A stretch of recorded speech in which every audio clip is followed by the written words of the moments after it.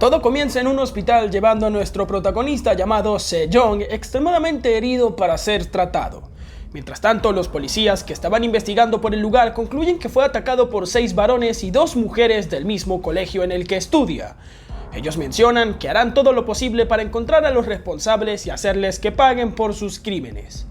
Mientras tanto, en el hospital, cuando nuestro prota abre los ojos, llega su tía y se da cuenta de que Sejong está extremadamente herido. Ella pregunta qué pasó, pero el prota no recuerda mucho. En eso, Sejong comienza a recordar a sus agresores de a poco, pero comienza a convulsionar gravemente por el trauma causado, a lo que su tía, asustada, pronto llama a los doctores que estaban a cargo de él. El doctor menciona que puso un sedante para que se tranquilice, pero su tía aún está muy preocupada por la situación. Cuando el prota vuelve a despertar, se enteran que han pasado 9 meses desde aquel ataque, y el prota ha tomado conciencia, pero no puede moverse ni hablar. En todo ese transcurso del tiempo, su tía siempre había estado ahí para estar al tanto de Sejong. Ella menciona que su madre y su padre hicieron todo para que los responsables sean castigados por atacar, pero como los padres de esos agresores son políticos muy poderosos con muchísimo dinero, los manipularon a todos los agresores. El juez dejó en libertad el mismo día y el rector del colegio solo dejó una advertencia y no pudieron hacer nada.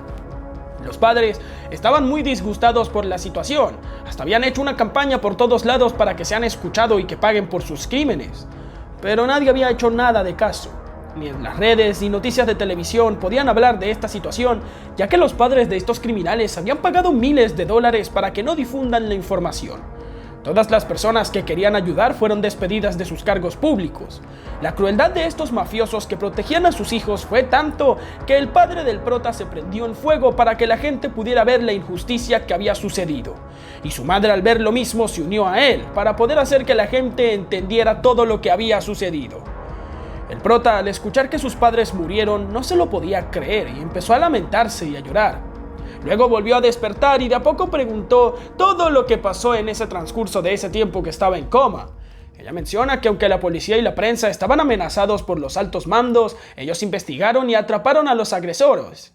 Ya todos en el país sabían de esta situación y querían que pagaran con cárcel. En eso iban a mandar a 6 meses de cárcel a los agresores, pero todas las personas internautas que sabían de esta situación no estaban de acuerdo y pedían más tiempo de cárcel. Ante la insistencia del público, ya no tenían más opción que mandar a 2 años de cárcel a estos agresores. Como la situación ya era público, los padres de los agresores no podían hacer mucho y tuvieron que salir a pedir disculpas públicas.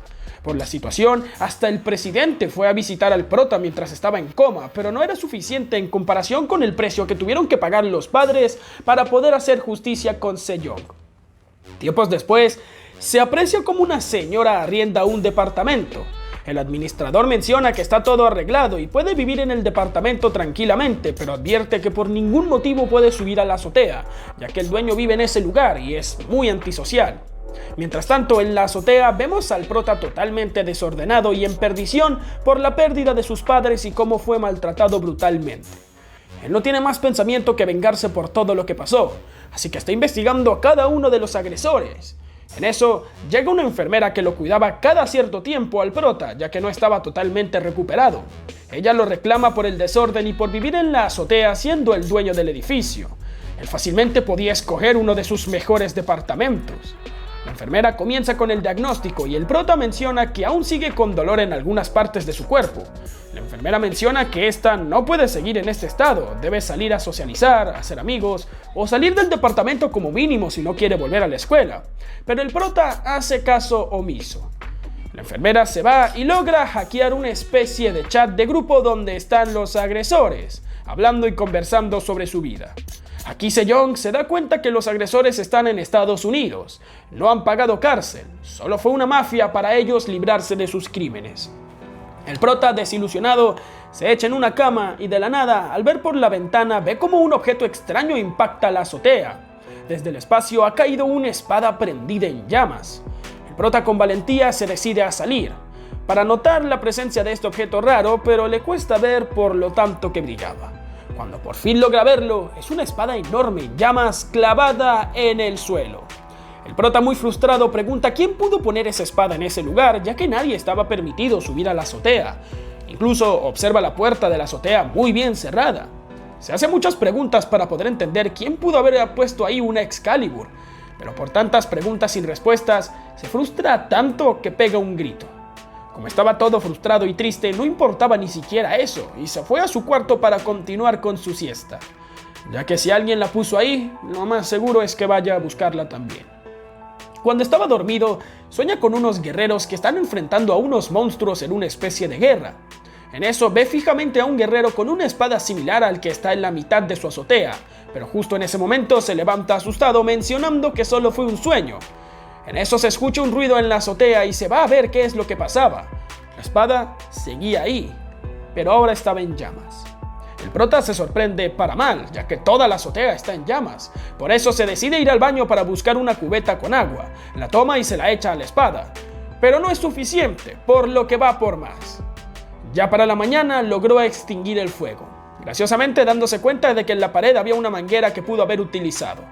Se echa a dormir y a las 12 ve que suenan sonidos de tambor y la espada se vuelve a prender el fuego. Al parecer siempre a la misma hora sucede. Pasan los días y el prota se acostumbra a la situación y va y le echa agua. Tanto así que hasta intentó echarle agua bendita para hacer que se vaya o algo por el estilo, pero no tuvo resultados. Estaba harto de esto, así que se fue a traer un martillo para terminar de una vez. Cuando intentó destruirlo con el martillo, no pudo hacer nada. El martillo fue destruido en 2 partes. Luego se fue a traer un bate para lanzar, pero cuando lanzó ese bate, regresó y golpeó en la cara del prota, dejándolo herido. Quería acabar con esa espada de una u otra manera, así que ya se hartó. Decidió tratar de sacar con su mano, pero en eso apareció una gran esfera con reflejos. En esos reflejos apareció una gran lucha de guerreros que estaba ocurriendo en algún lugar. Todos esos recuerdos y sucesos se metieron en el prota con un aura amarilla, la cual le dieron la fuerza para que con su último aliento lograse sacar la espada. Mientras tanto, algunas señoras que viven en el edificio se quejan de todos los ruidos que provienen de la azotea. No las dejan dormir a ellas ni a sus hijos. Uno de los esposos también está molesto por la situación. Y por esto se intrigan mucho más, ya que no conocen al dueño o saben si es hombre o mujer y ni siquiera saben cuántos años tienen. Una llamó al administrador para quejarse, pero dijo que si escuchan ruidos, el dueño está bien y no hay necesidad de llamar a la policía. Pero muy intrigadas, de igual forma, lo quieren hacer. Mientras tanto, el prota se despierta y piensa en qué pudo haber sido un sueño. Unos recuerdos lo azotan y una lluvia de emociones también. Es como si todos esos recuerdos los haya vivido en carne propia. En eso se percata de que tiene la espada en la mano y nota que es mucho más larga de lo que pensó. Se levanta para acomodar la espada, pero es tan pesada que le cae encima. Tras intentarlo varias veces, al fin logra acomodarla en la pared. Al hacerlo, nota que la espada tiene un nombre: la espada de guerra, un arma de poder y destrucción. Pero ese nombre se lo tuvo que haber puesto alguien por capricho. Se pregunta por qué llegó a él, y en eso la toma y recuerda cómo usar la espada tal cual el portador de esta. Pero todavía es muy pesada y se le cae varias veces. Tras el cansancio, cae dormido, y en lo que despierta, su enfermera está con él. Momentos después, cuando la enfermera estaba en su cita, llama el prota y pide ayuda, pero ella se enoja por llamar en momentos inapropiados. Sin embargo, tiene que irse del lugar ya que su trabajo es cuidar al prota, por eso le pagan. Cuando llega, se da cuenta de que el prota está totalmente cansado. Aparte, está lastimado varias partes de su cuerpo por estar entrenando con la espada. La enfermera le pregunta qué hizo para estar así, a lo que el prota le dice que ha estado haciendo ejercicio. Pero la enfermera no le cree e incluso se burla de nuestro protagonista, ya que en todo este transcurso de 2 años no hizo nada para superar su pasado. En eso llama el administrador, pero contesta la enfermera. El administrador pregunta por el prota, pero ella con su actitud alterada menciona que está bien con su recuperación. En eso el administrador informa del reclamo constante de los inquilinos por hacer ruidos a cada rato, pero como él es el dueño no les hace caso. La enfermera le reclama por esos ruidos, a lo que el prota menciona que solamente estaba frustrado por un rato y no pasó nada de malo. Ella menciona que estará bien con sus heridas y se va del lugar, pero no sin antes mencionar que vendrá a verlo todos los martes y jueves. Pero el prota le dice que la necesita ahora, y en eso se va. Al día siguiente, el prota estaba a punto de comenzar a entrenar con la espada. La toma de debajo de su cama y la pone encima. Justo en eso se escucha una voz mencionando que debe entrenarse cada día y que no se debe rendir por ningún motivo. Es mejor equivocarse siendo novato a siendo un veterano. Además, menciona que para el camino al poder debe correr con la espada y balancearla hasta el agotamiento. El prota no entiende cómo podrá hacerse poderoso solo haciendo eso, ni mucho menos sabe cómo hacerlo. Así que se propone a buscar en internet cómo hacer lo que tiene que hacer, y consigue un video de alguien enseñando a cómo usar la espada de 2 manos. Por lo que el prota entonces se pone a copiar y aprender los movimientos para volverse más fuerte. Luego llega la enfermera, la cual se sorprende ya que sus heridas están sanando muy rápido.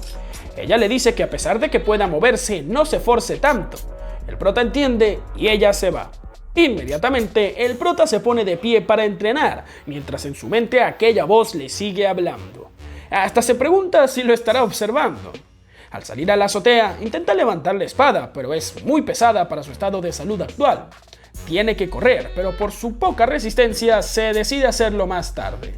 Piensa que a pesar de que es muy pesada, el real portador con tan solo 12 años ya corría con la espada por al menos 1 hora. Entonces por esto se motiva. Se amarra la espada a la espalda y decide hacer unas flexiones. Dice que puede hacer unas 10, pero cuando lo intenta no puede hacer ni siquiera una sola, haciendo que se caiga al suelo, lo que hace que la voz le diga lo mismo. Corre con la espada y balancea la espada hasta el agotamiento. Eso es todo. Harto, come algo de comida para esperar la noche y cuando llega se decide a bajar por las escaleras para empezar a correr, lo cual es un poco difícil ya que no ha bajado esas escaleras en 2 años. Abre la puerta y decide bajar por ellas, pero solo un tramo de escaleras es suficiente para sentir cómo se rompe su cuerpo de lo pesado que es el metal. En eso, se cae por las escaleras, pero se levanta y sigue bajando con mucho esfuerzo. Al final, logra subir y bajar 4 veces de ida y vuelta hasta cansarse, pero en eso recuerda a sus agresores, por lo que continúa entrenando. Varias semanas después, vemos que el prota es más fuerte, logra hacer hasta 100 flexiones con la espada, lo cual lo motiva a seguir entrenando.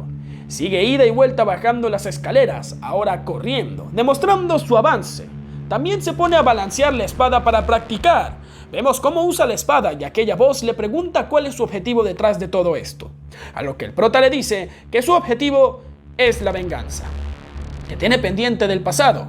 Además, recuerda a sus padres y piensa que no se olvidará de ellos y que va a vengar a todos los agresores cueste lo que le cueste. Cuando la enfermera llega después de un tiempo se da cuenta de que sus valores de salud han mejorado, pero el prota intenta engañarla. Sin embargo, la enfermera le dice que ya vio su informe médico y dice que está prácticamente recuperado, por lo que ahora tendrá que ir a la escuela. Solo que como tiene ahora 17 años, lo llamarán viejo. El prota se le acerca y le dice que no irá.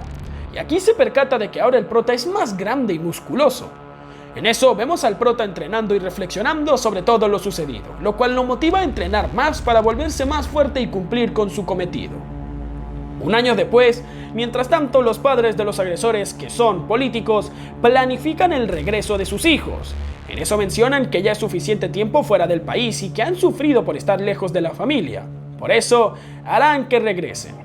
En eso damos cuenta de que cuando sentenciaron para 2 años de cárcel a los agresores, los padres de estos, quienes son políticos, mandaron a sus hijos fuera del país antes de que se los llevaran a la cárcel. Mientras tanto, en el aeropuerto, vemos cómo todos los agresores regresan después de mucho tiempo. Ellos mencionan que estaban afuera del país sufriendo por culpa del prota. Uno de ellos ya había mandado para saber la ubicación de Sejong, mencionando que fue muy fácil encontrarlo. Planifican atacarlo sin piedad por todas las cosas que le hizo pasar. En casa de Sejong, cuando llama a su tía que estaba en Estados Unidos, menciona que ya es mucho tiempo que pasó eso y debe recuperar y hacer algo con su vida. Pero el prota menciona que todavía está pensando. En su cabeza estaba con su venganza todavía. Él piensa que atacará y acabará con ellos uno por uno por todo el sufrimiento que hicieron pasar. En eso vemos como 2 de los agresores están planeando emboscarlo, pero la gente que tienen al mando no logra dar con él, ya que no sale de su casa ni siquiera para que puedan tomarle fotos. A lo que el rubio le dice que entonces será hora de contactar con sus tíos, quienes pueden secuestrarlo, jugar un poco con él y luego entregárselos a ellos para encargarse. El otro tipo se emociona por la gran idea y confirma, así que ahora están listos para darle su merecido al prota, según ellos.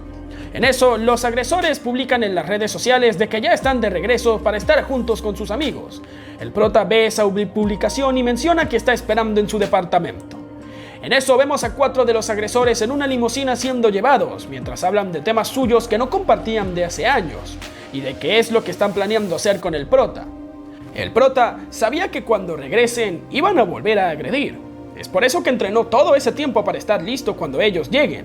Momentos después, los agresores mandaron a 2 matones para que secuestren y lleven con ellos.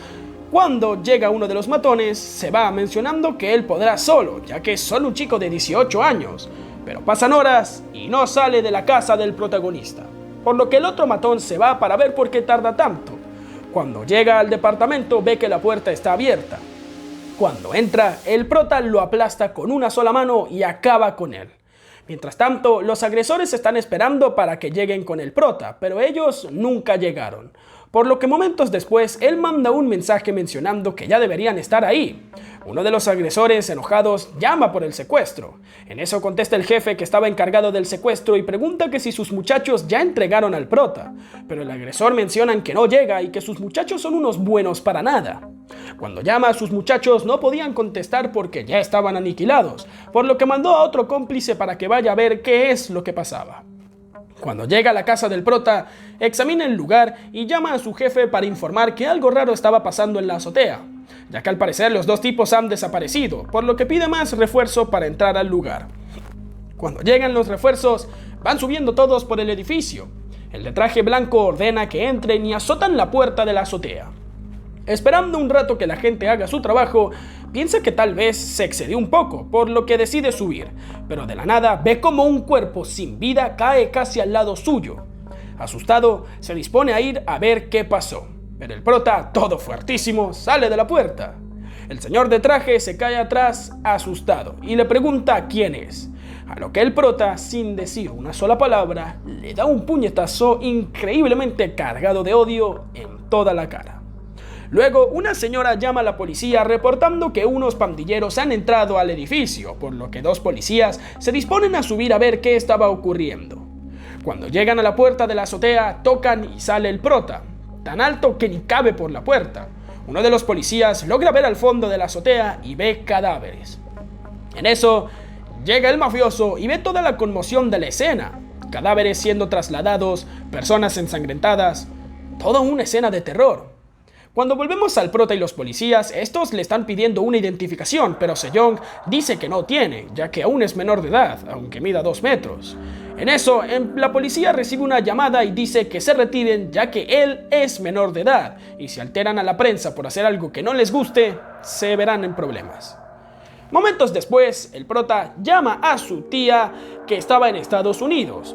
En eso, menciona que quiere viajar a Estados Unidos, pero no por el momento, sino que llegará en el transcurso del año.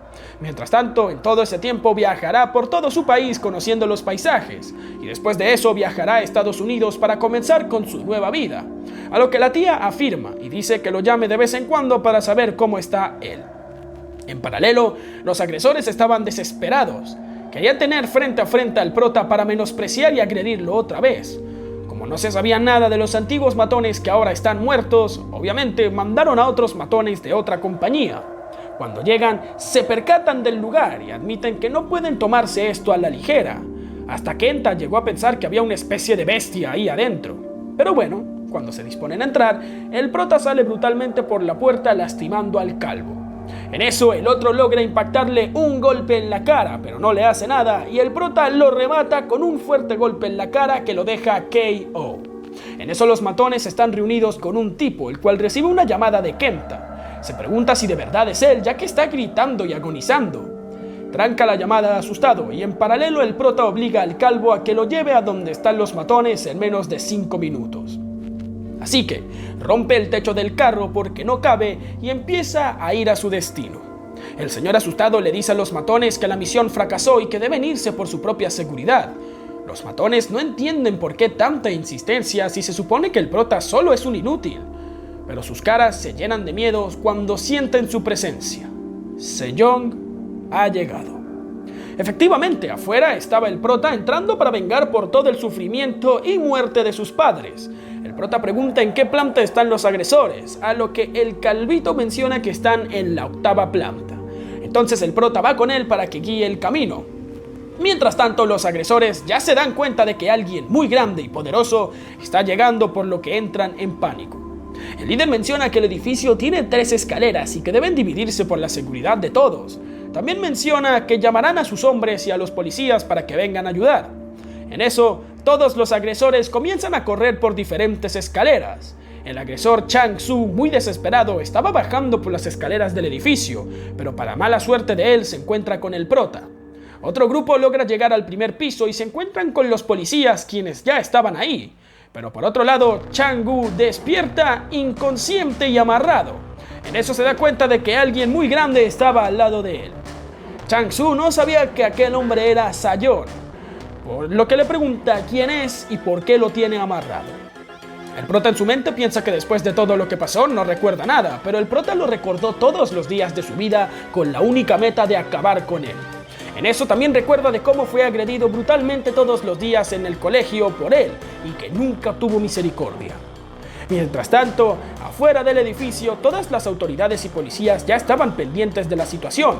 En eso el prota llevó a Chang-soo a la parte alta del edificio, por lo que el policía pregunta: ¿quién eres y por qué estás haciendo eso? El prota no menciona nada.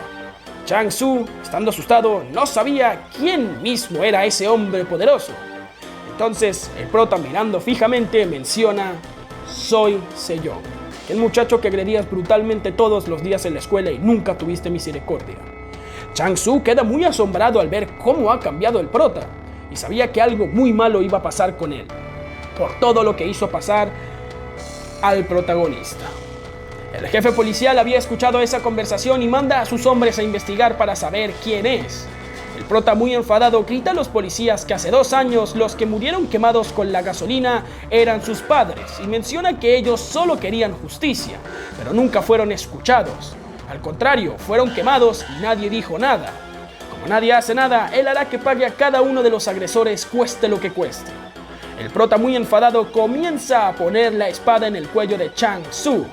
El agresor ya sabía que eran sus últimos minutos, por lo que comenzó a llorar llamando a su papi y a su mami. Bien hecho. El jefe policial pide algún tipo de negociación, pero el prota menciona que no habrá negociación. Solo quería hacerle saber que todos y a cada uno de los agresores que pagarán por el daño y muerte de sus padres. Como los periodistas estaban transmitiendo el acontecimiento, el prota manda un mensaje a cada uno de los agresores. Menciona que todos los agresores y los padres serán exterminados por su propia mano. Hasta los invita a que llamen los policías y a los ejércitos, ya que no servirá de nada. Tarde o temprano, ellos serán asesinados por la propia mano con sed de venganza de nuestro prota. En eso, Chang-soo menciona que si le hace algo, pagará las consecuencias de sus actos, que será una basura y que siempre lo será. Pero en eso, el prota alza su espada y dice: esta es una declaración de guerra, para de un espadazo decapitar a uno de los agresores que tanto daño le hizo, dejando a todos perplejos en sus sitios. El padre de Chang-soo, tras la noticia, se pone a llorar y a lamentarse por la pérdida de su hijo. Mientras tanto que él, en eso, el comandante jefe de la policía da la orden para disparar a matar, por lo que los francotiradores se alistan y uno de ellos le dispara. Pensando que ya han terminado con él, se dan cuenta de que el prota bloqueó la bala, así que inmediatamente el jefe manda a todos a disparar a matar. Empieza el tiroteo en contra de Sejong y este salta del edificio para escapar. Los policías no dejan que escape y el prota dice que todos los que se interpongan en su camino morirán. Lanza su espada y revienta varias patrullas policiales. En eso lanza una patrulla contra otra. Estas explotan y el prota emerge de las llamas para simbolizar que no importa cuántos obstáculos se atraviesen en su camino, él seguirá, ya que él no va a descansar hasta cumplir con el objetivo de vengar a sus padres. El jefe de policía no tiene ideas de quién rayos es Sejong, por lo que asustado ordena a todos los policías a disparar, incluyendo hasta los francotiradores, quienes están apuntando a su cabeza y cuello. Intentan dispararle una bala, pero el prota con sus reflejos logra evitarlo con su espada. Sigue el tiroteo en contra del prota, pero las balas no le hacen nada. En eso, este se lanza en contra de los uniformados para abatirlos a todos, siendo filmado por toda la prensa. Los agresores, quienes estaban viendo todo el suceso por televisión, están bastante asustados. Cuando vemos de nuevo la escena, todos los policías están siendo atendidos y las llamas están siendo apagadas. En eso, el jefe de policía habla con un tipo de camisa blanca, a quien el prota interrogó durante el combate. El de camisa negra le pregunta qué le dijo, y este le dice que quería saber la ubicación de los agresores, por lo que para evitar morir, le dijo. Ellos habían sido evacuados al hospital universitario. El jefe de policía le da un fuerte golpe en la cara y avisa a todo el comando policial que ahora el prota se dirige a esa zona, por lo que tienen que movilizarse para allá de inmediato. Aunque para la sorpresa de ellos, Sejong ya está en la azotea enfrente del hospital, listo para darle su merecido a los antisociales. ¿Qué pasará con los agresores? ¿Qué pasará con Sejong? ¿Podrá tomar su venganza sin que nadie se interponga en su camino? ¿O tendrá que luchar con todo el mundo para hacer justicia de una vez por todas? Todo lo sabremos en el siguiente episodio de El Maestro de la Espada.